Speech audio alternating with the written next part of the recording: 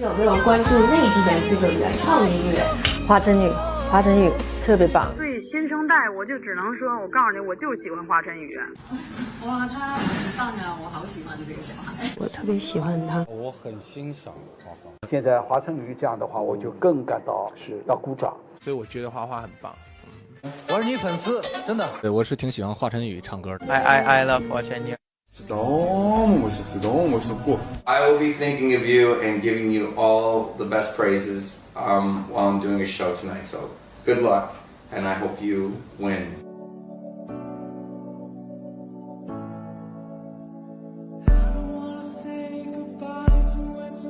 我觉得华晨宇就是一个很成功的案例啊，他自己在音乐创作上面，然后在自己的表演上面有很独到的一些特点，还有很多自己原创的一些音乐风格，对，有特点。我觉得他的音乐，他的对音乐的态度和他在音乐当中的能力跟天赋都是非常强的，在他那一辈的歌手里面是出类拔萃的。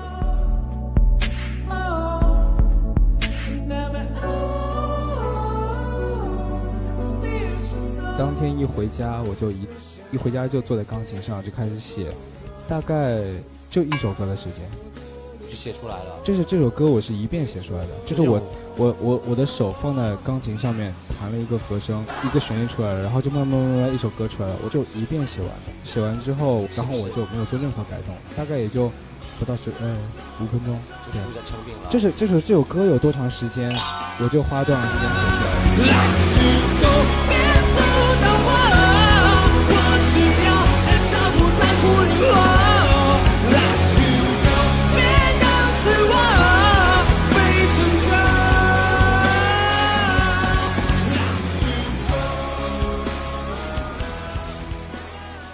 我从我第一次写歌到现在，我大概写了有上百首歌了，对，但是我从来不跟人分享我的歌。我写歌是留给我自己的，我写的所有的作品，我甚至不会把它给谱出来，而是全部都放在我的大脑里面。有多少没拿出来的？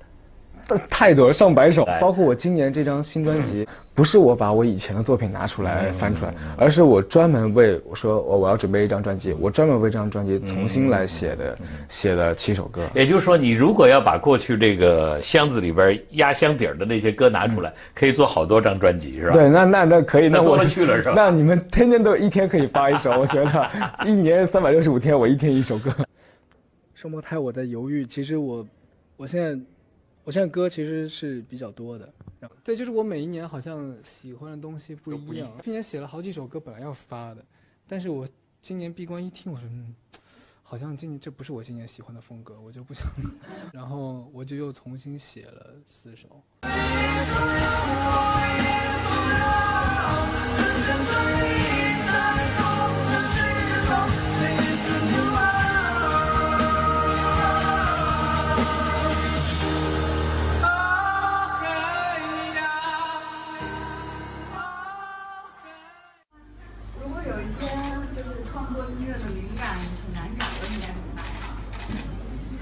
我还没遇到过这种情况啊，就是灵感很难找啊。我这个难到我了，我好像写歌，通常我没灵感的时候我是不写歌的，对，不会逼自己的，对，所以没关系，哎。会不会担心有一天才会被用尽？不会，如果真的用尽了，我可能那我就不做音乐了呗。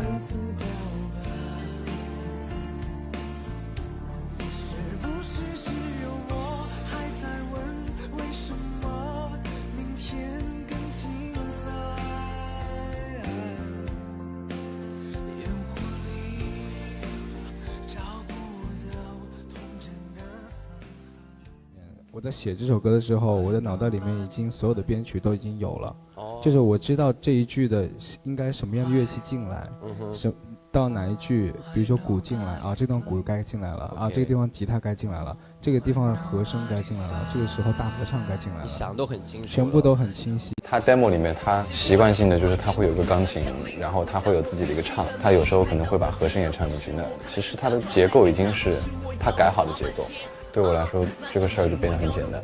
本结构啊，包括词啊，什么乱七八糟全捋完了，然后你帮他去做出呈现的一个，相当于是他独立作曲来制作。对，那当然，他是一个很明确自己想要什么，很坚持自己的东西，我觉得这是好事。真的，花花的那个，他们说，写的那些旋律啊，在我们编曲的时候，刘华老师说，这种编曲方式是，平时不会用的，这种钢琴的这种，旋律或者这种那个歌曲的走调方式啊，这种都是不是一般的这种走法，是很独特的、很另类的，所以他们都那么厉害的，刘欢老师他们都说花花的这种做法就是很厉害。向我风向我点，向我风向我点，向我风向我点，向我。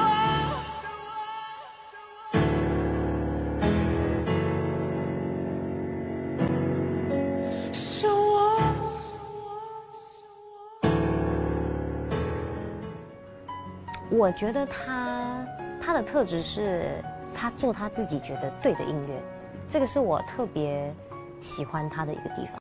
当我15岁的时候，我把我内心的东西可以通过音乐表达出来的时候，我才开始爱上他了。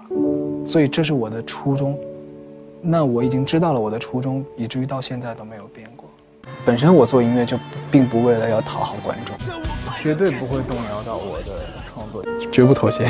也希望喜欢听音乐的朋友们能够音乐的品味越来越高，然后而全世界的音乐都在往前走的时候，我们是停的。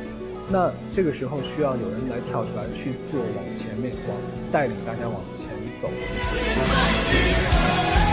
也或许人们的反应，规则全都被我采集了，听到我自己的声音。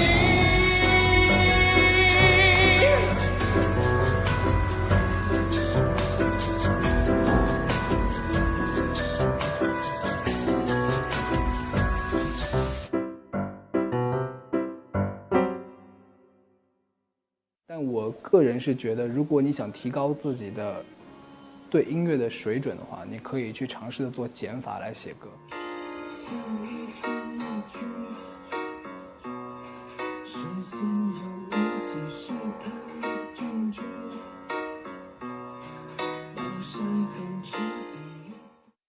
Why Nobody Fights， 然后像这个春，因为它之所以怪，就是它的整个词曲的行文结构跟我们往常那种 A-B 段啊、主副歌段啊，就是那种4句，然后我先说个事儿，然后呢再4句我抒个情，就跟这结果完全不一样。那我今天这首歌呢，就想让大家听一下，中国风是可以玩出很多不一样的东西来的。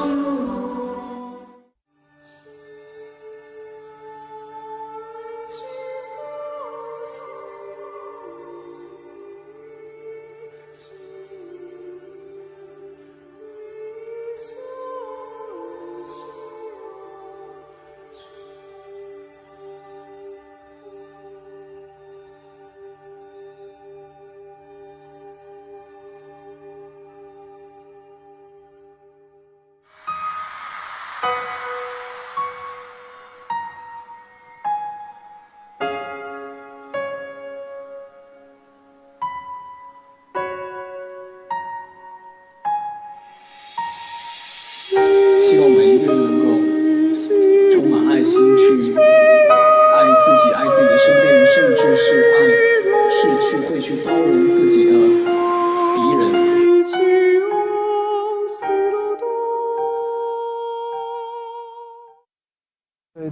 但其实我已经学了很多年的音乐，在我眼里，这个并不算是天才，只是我努力的很早而已。对，这个弄了2天2夜。所谓的名次并不能影响到我喜欢一样东西。为了今天的演出，他2天没有吃饭，为什么？因为你在饿的时候，你的嗓子会很干净，因为你每天只喝水。这2天嗓子会没有一点油腻。灵感一来，我就可以坐在钢琴上几天几夜不吃饭不睡觉都可以。可能旁人看也许会觉得我太拼了，太逼自己了。再来一次。但我很开心。我可以玩钢琴吗？因为我其实是一直在做我自己喜欢做的事情。也许可能是我年轻吧，用生命做音乐。我看过很多爱音乐的，包括我自己做音乐的，对自己音乐的编排，但是已经到如此丧心病狂的地步，我几乎没有看到过。所以这一点也是值得我，包括每一个人做音乐的人学习的，那就是对自己的音乐要细节已经要求的非常到位。你从他的音乐，你就能可以听出他对自己的要求有多高，这份态度，这份对舞台的饥渴感，在舞台上的掌控欲，真的是别说是90后，我觉得目前放眼整个乐坛都很少，这是值得每个人学习的。改编的非常有前途的。我特喜欢花花的这个，我特别喜欢。我说他最厉害最好的是因为在他这个年龄终于自己。Number one, well done, 花花。I like that a lot. 今天几个很棒的，我是学作曲的，但是我写不出来，非常的超现代。好多人演唱是职业，他是全部。以他的年纪，现在可以有这样的表现，我其实非常看好。结构做得特别好。这是新时代的声音和新时代的表演形式。其实他这个在艺术上面已经是走到一个位置去。华晨宇，我觉得他把这整个流行音乐歌手的地位、艺术价值已经完全提升了另外一个档次了。华晨宇绝对是下一代的中流砥柱级的歌手，男歌手。我现在已经是他粉丝了，又会写又会唱，翻的也特别好。关键舞台那种放松和爆发，没实力和自信，这演不出来。其实这种孩子必须夸，还得夸得太少，夸的还不够。你大概可以给你自己的音乐打多少分呢？我的音乐吗？我的音乐当然打满分啊。对啊。最受欢迎男歌手华晨宇，最佳专辑华晨宇《卡西莫多的礼物》。最佳男歌手华晨宇。恭喜华晨宇，恭喜花花。有没有您还没有合作过，但是非常想要合作的华语歌手？华晨宇，我剧本弄完，我先给他，让他先写出来，写完之后照他歌拍。他们用生命的内在节奏在歌唱。它是一个弥漫空间的一个磁场。他不愧真的是6、7岁就开始学音乐，有10来年的经验啊。我一直觉得他是个内心能量很大的男孩子，他是能够给我养分的人，很努力的在寻求音乐上的高度，音乐上的创新啊！我称他是音乐界的美后，在整个音乐界里面最有希望的一位。他是非常有进取心的一个，很有创造性，然后适应条件非常好。发展自己的未来的时候，他在寻找新的方向，然后探讨他的艺术性和他的创造性和他的价值。觉得一个人能够有大成，这些品质是必备的。对。那么华晨宇呢，这么年轻，这么有才华，真的是我们中国音乐的一个希望，真的。